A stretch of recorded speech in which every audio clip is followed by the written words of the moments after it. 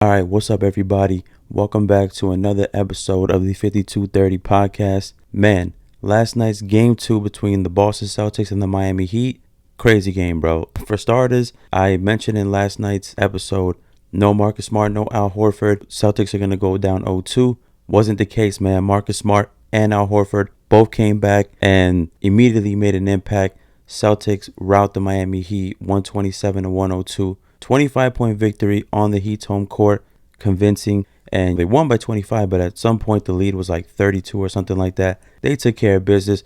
Marcus Smart, he came back. He was probably the best player for the Celtics that whole night. 24 points, 12 assists, 9 rebounds. You can't ask for any more from Marcus Smart. And Jason Tatum, he messed around, dropped 27, 8 for 13 shooting, 4 for 6 from 3. The Celtics as a team just played out of body last night, man. We're talking about 43 from 84 from the field, 20 for 40 from three-point, which 50% from threes, 21 for 23 from the free throw line, 91%. If you're keeping track at home, they basically shot 50, 50, and 90 for the entire game.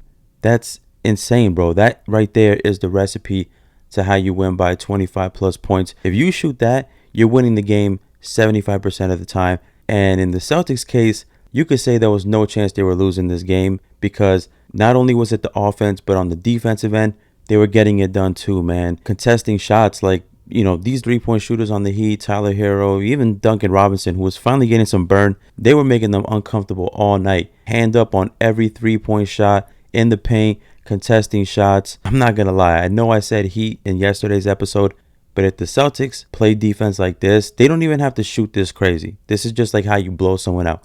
But if they keep up this level of defense, yeah, I think they're going to beat the Miami Heat. I don't want to overreact because I know it's only one game, but they just looked crazy on defense. Robert Williams, he was one of their biggest contributors on the defensive end. Dude had 3 blocks, right? 3 blocks is not like insane, but I know watching that game, there were so many times that PJ Tucker's the one that comes to mind, but there was other players where these guys were legit committed. These Miami Heat players were legit committed to driving towards the basket, saw Robert Williams and just went nope and just brought it back out. So it's not just the blocks that Robert Williams gets, just the way he changes things on the defensive end for the Boston Celtics. Like, dude's just scared to go in the paint. And some of these blocks he had, these 3 blocks, they were ferocious. This dude was gobbling up the ball. So Boston Celtics defense looked insane last night. And they did all this without the services of Derek White. Missed the game for personal reasons. So they're 7th or 8th man, not even playing. Still took care of business. They weren't the only team, or aren't the only team with the injury bug, because on the Miami Heat side, they were without Kyle Lowry. I don't really know what his injury is, but I don't know what Kyle Lowry would really bring to the Miami Heat right now because he hasn't played in a while. I don't know if we'll see him this series. I don't know if we'll see him these playoffs, but I'm pretty sure the Heat would like Kyle Lowry out there more than just having him in street clothes.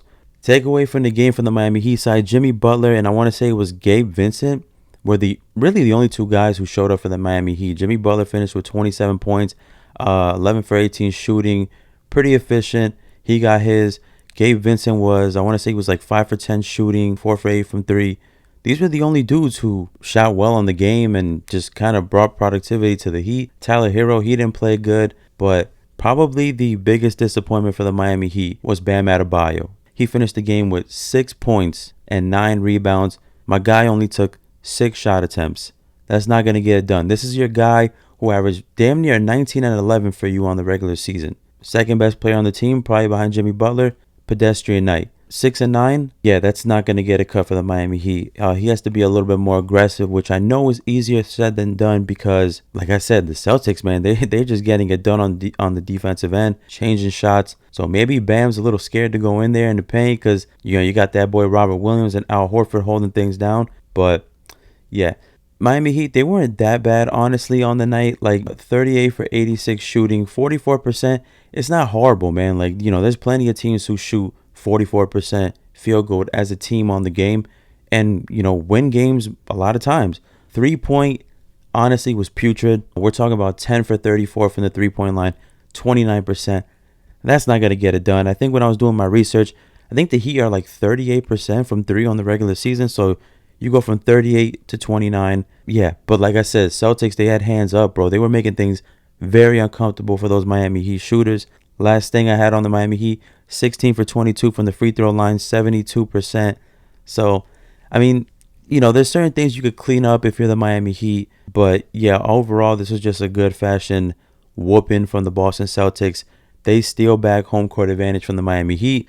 Series is 1-1 going back to Boston. Celtics have all the momentum. Like, if they just take care of things at home and they go up 3-1, they're most likely going to win this series. They're going to punch their ticket to the NBA Finals. But I don't want to get too ahead of myself because it's, the series is 1-1. Teams have squandered home court advantage in dramatic fashions in the past and have, regrouped and won the series. I think we've even seen it a few times these playoffs. But yeah, man, if you're a Boston Celtics fan right now, man, you are on cloud nine because your team just went into Miami and made the Miami Heat look like a JV team or whatever that's called. 10 for 34 shooting from three for the Miami Heat. That was probably the biggest indicator of the game because you got 10 threes for Miami, 20 for Boston. That's a 10 3-pointer difference. That's a 30-point swing right there. Going back to Boston, man, for game three, man, what do you guys predict the Celtics are going to do, man? Are they going to take care of home court advantage? Are they, what? Just let me know what you guys think, man. I think that's going to wrap it up for this video, guys. The conference finals they're heating up, man. No pun intended. Celtics 1-1 going back to Boston. Tonight is game 2 of Warriors versus Mavericks. I think the Warriors are going to take that game as well. I think they're going to go up 2-0. But, it's going to be interesting to see how the Mavericks regroup and respond and what game plan they come out with tonight to try and stop the Warriors shooting. So, yeah, man, let's stay tuned for that, man. Once again, guys, thank you so much, man, for supporting the channel. I leave these things for the end because I try to get straight into it with the videos. I leave all this stuff for the end. But once again, guys, thank you, man, for watching, taking your time out of your day to watch these videos. Please like, comment, and subscribe. Do all that good YouTube stuff. Daily videos, man. I'm calling it right now, bro. Daily videos. I'm not falling off.